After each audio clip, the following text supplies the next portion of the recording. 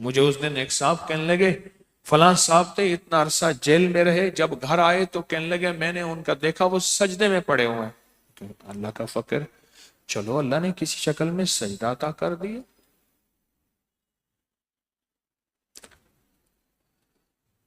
اب آپ فیصلہ کریں کہ بے بس ہو کے اس کی یادوں میں ہم نے آنا ہے یا اسی وقت آنا ہے۔ نہیں آنا بے بس ہو کے۔ اللہ انشاءاللہ اسی اپنی یاد کی برکت سے بے بسی سے بچائے گا، مجبوری سے بچائے گا، ایسے وقت سے بچائے گا جب ہماری کوئی سنے گا ہی نہیں، اور اگر تقدیر میں کوئی آزمائش لکھی بھی ہے تو اللہ اس یاد کی برکت سے تھوڑی میں نجات دے کے ہمیں پاک صاف کر دے۔ یہ اس کے نام کی برکتیں ہیں، اس کے نام کے کمالات ہیں، اس کے نام کی تاثیر ہے، اس کے نام کی برکت ہے، اس کے نام کے کمالات ہیں، اس کے نام کی تاثیر ہے۔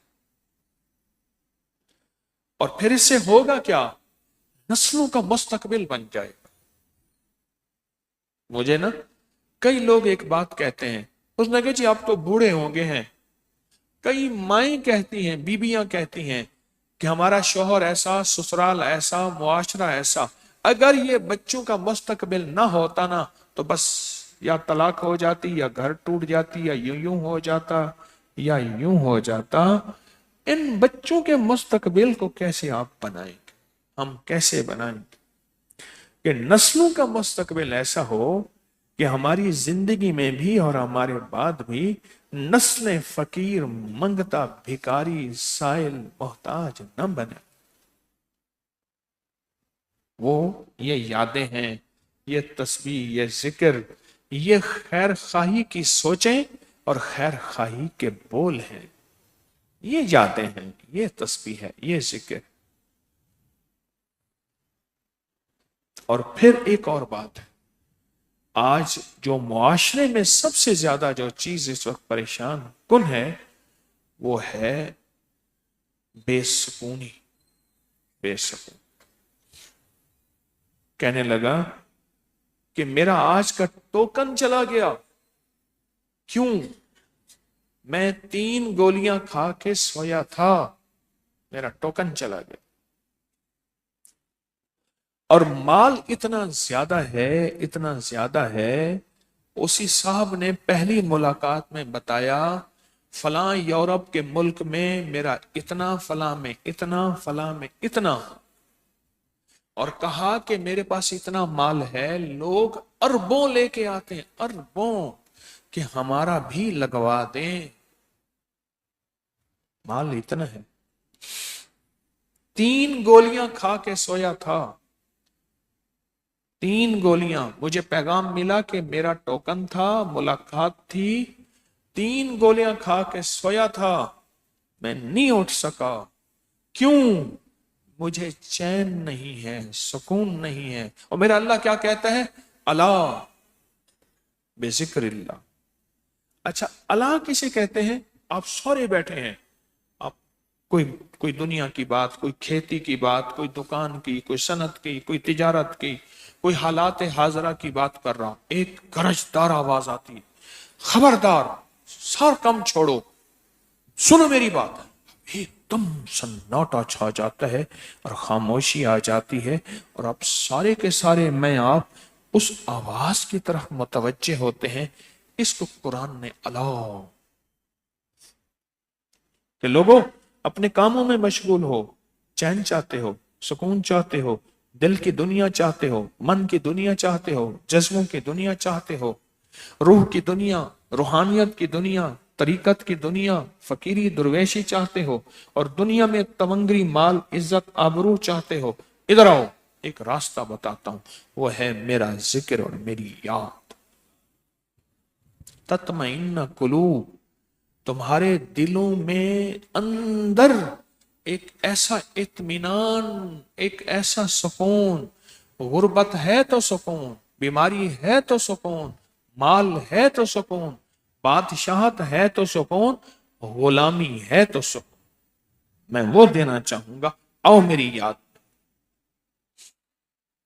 اور اگر جو میری یاد میں نہیں آئے گا میں اس کا سب سے پہلے سکون چھین لوں گا، چین چھین لوں گا۔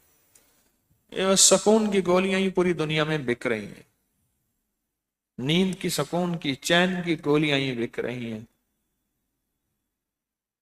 کوئی دنیا کا ہی آدمی ہوگا جس کو اللہ کی محبت اور امت کا درد ایسا لگا ہوگا کہ اس کا سکون لٹ گیا ہوگا، وہ بھی خوش قسمت لوگ ہیں جن کو امت کا درد ایسا لگا ہے کہ ان کا سکون لٹ گیا ہے، ورنہ تو سکون کی گولیاں ہی بک رہی ہیں۔ اور میرا اللہ کہتا ہے یہ جو سورۃ اخلاص ہے، یہ جو تسبیح ہے، یہ جو ذکر ہے، یہ جو میری یادیں ہیں، یہ دنیا کا آخری سکون ہے اور دنیا کا آخری چین ہے۔ آ جاؤ تمہیں سکون اور راحت کی ایسی منزل بتاؤں، تم خوش ہو جاؤ، تمہیں راحت مل جائے، تمہیں چین مل جائے۔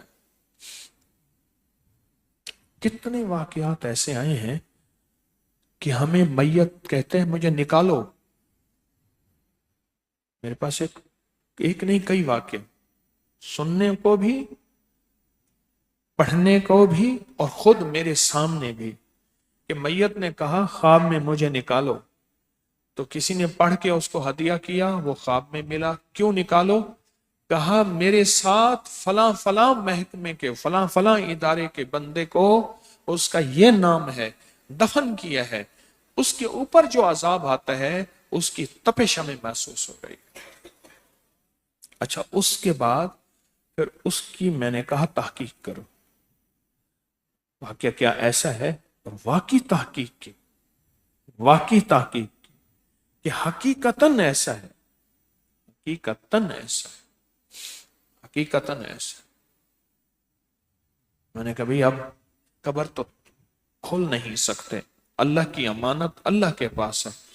انہوں نے کہا جی ہم قبر اپنے ان کے دادا تھے اس کی قبر کھولتے ہیں۔ میں کہا نہ، قبر نہ کھولو، اس میت کو پڑھ کے ہدیہ کرو، اس کی طرف سے استغفار کرو، اس کی طرف سے توبہ کرو، اور اس کو پڑھ کے ہدیہ کرو، اس کی طرف سے توبہ کرو۔ اٹھا دیں، ان کو اٹھا دیں۔ السلام علیکم۔ لاہور اکپٹ لاہور آئی۔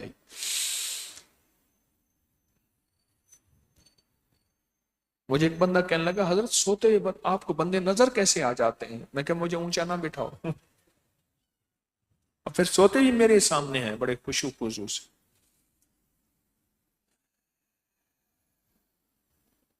کیا بات کر رہا؟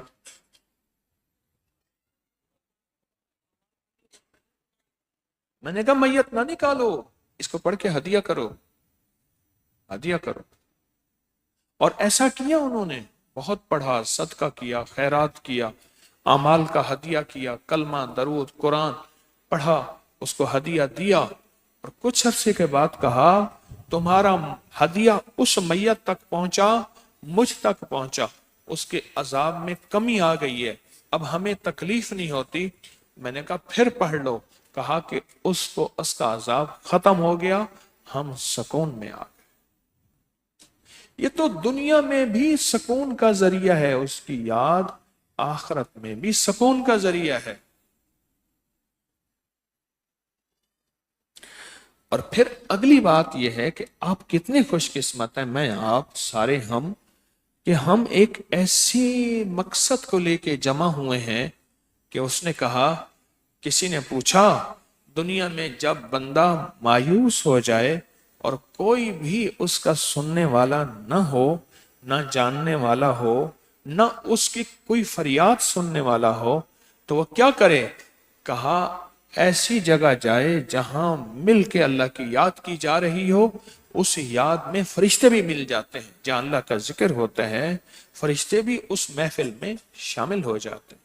آج 100% یقین ہے فرشتے ہماری محفل میں شامل ہیں، نظر آئے نہ آئے، 100% یقین ہے فرشتے ہماری آج کی محفل میں شامل ہیں، آج کی محفل میں شامل ہیں فرشتے۔ اور فرمایا اللہ پاک کہ فرشتے چونکہ اس محفل سے خوشبو نکلتی ہے، آپ جو بیٹھے ہیں نا اللہ کی یاد میں، محبت میں، اللہ کے عشق میں، اور جو پوری دنیا میں ہمارے مخلصین اپنے کام کاج چھوڑ کے آج جمعرات کی اس محفل میں شامل ہیں، آپ کے اندر سے خوشبو نکلتی ہے، اور فرشتوں کی غذا خوشبو ہے، اس لیے عطر لگانے والا، خوشبو لگانے والا، اس کو فرشتے بہت قریب سے آ کے چومتے ہیں، اور اللہ کی یاد اور اللہ کے ذکر میں جیسے آپ بیٹھے ہیں ایسے بیٹھنے والا، اس کو بھی فرشتے آ کے چومتے ہیں، اس کی خوشبو سے اپنا پیٹ بھرتے ہیں، ان کی غذا ہی خوشبو ہے۔ ایک اور چیز کی غذا خوشبو ہے، ایک اور چیز کی غذا خوشبو ہے، وہ ہے اولیاء اور نیک جنات۔ اولیاء اور نیک جنات، ان کی غذا بھی خوشبو ہے، ان کی غذا بھی خوشبو۔ آپ سے تو فرشتے خوشبو لیتے ہیں، آپ اتنے خوش قسمت ہیں۔ آپ سے تو فرشتے معطر ہوتے ہیں، آپ اتنے خوش قسمت ہیں۔ ایک کیسے جذبے کو لے کے آئے بیٹھے ہیں۔ پھر جو ہم یہ دوسری جمعرات ہے مسلسل 40,000 دفعہ کی نیت کر کے سورت قل ہو اللہ پڑھ رہے ہیں، اصل یہ 40,000 نہیں ہے تو لاکھوں پڑھی جاتی ہے، جتنا بڑا مجمع ہمارے ساتھ شامل ہے، تو 40,000 جو مخلص مل کے پڑھ لیں، جس مقصد کے لیے، بے اولادی ہے، بے روزگاری ہے، جادو ہیں، جنات ہیں، اثرات ہیں، بندشیں ہیں، نظر بد ہے، ناکامیاں ہیں، کاروباری مسائل ہیں، رزق کے مسائل ہیں، صحت کی مشکلات ہیں، مسلسل ناکامی در ناکامی ہے، کوئی باہر کا سفر ہے، راستے بند ہیں، نسلوں کا بخت چاہیے، مقدر چاہیے، نصیب چاہیے، یہ ساری اس مل کے 40,000 دفعہ سورت قل ہو اللہ جو بندہ مل کے پڑھتا ہے، سچے جذبے سے پڑھتا ہے، اس کی مرادیں پوری ہو جاتی ہیں۔ ہر سال کے ہمارے تجربات ہیں، یہ تو 40,000 دفعہ کی بات ہے، اور جس کے پڑھنے میں لاکھوں دفعہ پڑھیں، سوچیں اللہ اس کی کتنی ضرورتیں اور کتنی غیبی نظام اس کا پورا ہوگا، اور انسان کے گمان سے بالا تر۔ اس لیے ہر سال لوگ ان 11 جمعراتوں کا انتظار کرتے ہیں، پوری دنیا انتظار کرتی ہے کہ 11 جمعراتیں آ رہی ہیں سورت اخلاص کی، اور 11 جمعراتوں میں لڈو کا عمل بھی ہے سورت اخلاص کا، اس لیے انتظار کرتے ہیں۔ کوئی بھی بندہ آپ کو ایسا نہ ملے گا جو جمعراتوں میں سورت اخلاص اور پڑھنا اور اس میں شامل ہونا اور اس کا کام نہ بنا ہو، اس کی منزل نہ ملی ہو، اس کی مشکل حل نہ ہوئی ہو، اس کی ناکامی دور نہ ہوئی ہو، اس کی دل کی مراد پوری نہ ہوئی ہو، اس سورت اخلاص کے عمل میں شامل ہو کر۔ کیوں؟ مجھے پتا ہے کہ میرے پیچھے کون بیٹھا ہے، آگے کون بیٹھا ہے، دائیں کون بیٹھا ہے، بائیں کون بیٹھا ہے، کوئی ولی بیٹھا ہے، کوئی غوث بیٹھا ہے، کوئی کتب بیٹھا ہے، کوئی اللہ کا پیارا بیٹھا ہے، کوئی رونے والا بیٹھا ہے، کوئی گڑ گڑانے والا بیٹھا ہے، کوئی اندر سے آنسو، کوئی باہر سے آنسو، کوئی ایسا بیٹھا ہے جس کی اللہ کے ساتھ ایسی دوستی ہے لوگ تو اسے کچھ نہیں سمجھتے، اللہ کے ہاں اس کا بڑا مقام ہے، یوں بولے اور ہو جائے۔ ہماری اس ویڈیو کو لائک کریں، سبسکرائب کریں اور زیادہ سے زیادہ لوگوں کو سبسکرائب بھی کروائیں۔ آپ لوگوں کے لیے صدقہ جاریہ بنے، اللہ آپ کی تمام مشکلات کو ختم کرے گا۔